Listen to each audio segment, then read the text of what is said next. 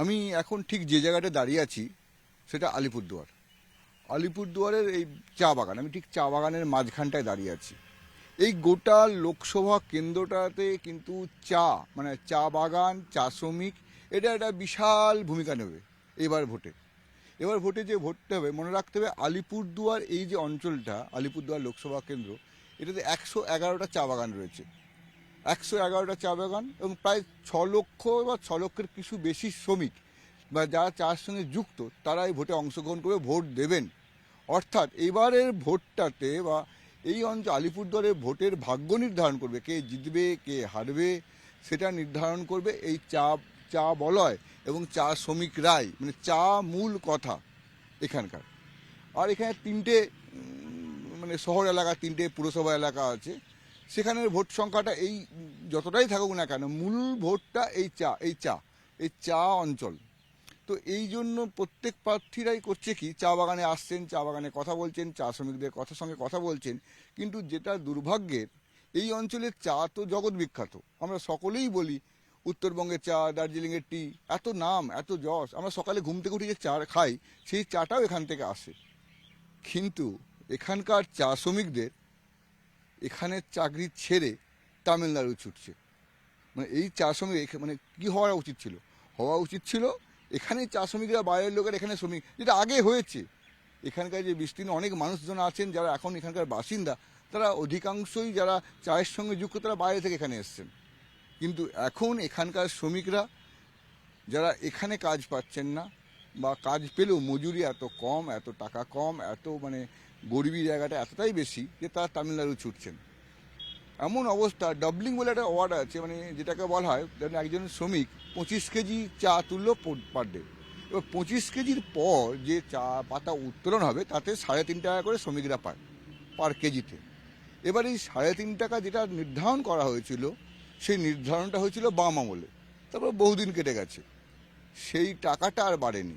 জিনিসপত্রের দাম বেড়েছে, এই নিয়ে আন্দোলন হচ্ছে, ইএলএফ বলে, ইএলপি। তো সেটা নিয়ে আন্দোলন হয়েছে, কিন্তু শ্রমিকদের কিছু হয়নি। আমি অনেক মানুষের সঙ্গে কথা বললাম যারা বলছে চা শ্রমিকদের ভালো হওয়া উচিত, আমরা ভালো করব, কিন্তু এতদিন ভালোটা হয়নি। আমি চা বস্তিগুলোতেও গেছি, সেই একই একই চরম দারিদ্র। আর আমরা সব দামি দামি চা খাই, বাড়িতে দামি দামি চা কিনি, এই চাটা ভালো, তো আমরা এই চাটা খারাপ। এই যেটা বলা হয় না, এই যে আমি যেমন চা পাতা দেখাবো এখন, যেটা এটা কি বলা হয়, যেমন আমরা মুলুকরাজ আনন্দের একটা বই আমরা পড়েছিলাম যে 2 লিপ 1 বার্ড, মানে দুটো পাতা আর মাঝখানে একটা বার্ড। এটা দুটো পাতা আর মাঝখানে একটা বার্ড থাকবে। এই যে চাটা হয়, চা পাতাটা হবে, এই চা পাতাটা হচ্ছে বেস্ট চা পাতা। হ্যাঁ, কিন্তু যেটা দেখা হয় বা যেটা দেখা যায়, এরা বড় বড় পাতাগুলো কেটে নেওয়া হয়, সেটাও চা পাতার সঙ্গে হয়ে যাচ্ছে। মানে একটা মানে যারা ঠিক অসাধু ব্যবসায়ী, তারা এইভাবে করছে, সেই চায়ের কোয়ালিটি কমছে, প্রোডাকশন বাড়ানো হচ্ছে।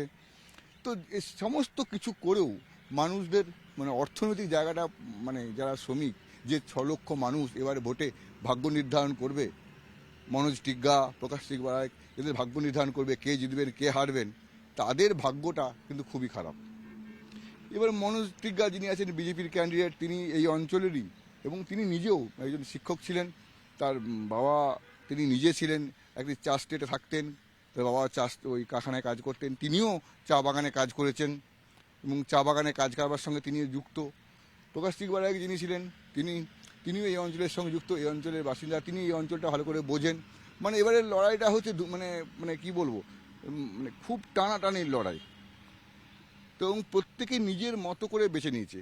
একটা কথা বলা আছে, গতবার বিধানসভা ভোটে যেটা হয়েছিল, বিজেপি 7টায় পেয়েছিল, মানে শ্রমিক যত মানুষ আছে তারা 7টা বিধানসভাতেই বিজেপিকে জিতিয়ে দিয়েছিল। তবে একজন তৃণমূলে চলে গেছে। কিন্তু এখন এখন এই জায়গাটায় দাঁড়িয়ে ভোটের জায়গাটাতে বিজেপির যে অবস্থানটা ছিল, সেটা কতটা কি থাকবে। কারণ একটা সমস্যা হচ্ছে, জন বাল্লা যিনি ছিলেন সাংসদ ছিলেন, তিনি এবারে টিকিট পাননি। তার মন খারাপ হয়েছে, অভিমান হয়েছে। একটা কথা শোনা যাচ্ছে, হাওয়াতে একটা কথা শোনা যাচ্ছে, জন বাল্লা সেই অর্থে এই ভোটে তেমনভাবে নামেনি, যদিও মুখে বলছেন যে তিনি নেমেছেন, কিন্তু আসলে এই যে চা বাগানে যে শ্রমিক বা শ্রমিকদের যে ইউনিয়নগুলো, অনেকটাই তার হাতে, তিনি সেভাবে নামেনি। এবং এই না নামাটা কিন্তু বিজেপির পক্ষে একটা মানে ভালো নয়, বিজেপি করে। এই অপরদিকে তৃণমূলের যে প্রার্থী আছে, সাধারণ বাসিন্দারা বলছে মানে তার এই যে ভোট তো করাতে হয়, এরকম একটা কথা বলে, ভোট করাতে হয়, ভোট হয় না, ভোট তৈরি থাকে, সেই ভোটটা করাতে হয়। সেই জায়গাটায় দাঁড়িয়ে একটা মানুষের ভোট, বিজেপি মনে করছে তাদের ভোট তৈরি হয়ে আছে, কিন্তু ভোট করাবার জন্য যে ব্যাপারটা আছে সেই জায়গাটায় প্রকাশ সিং অনেক নাকি খানিকটা এগিয়ে আছে।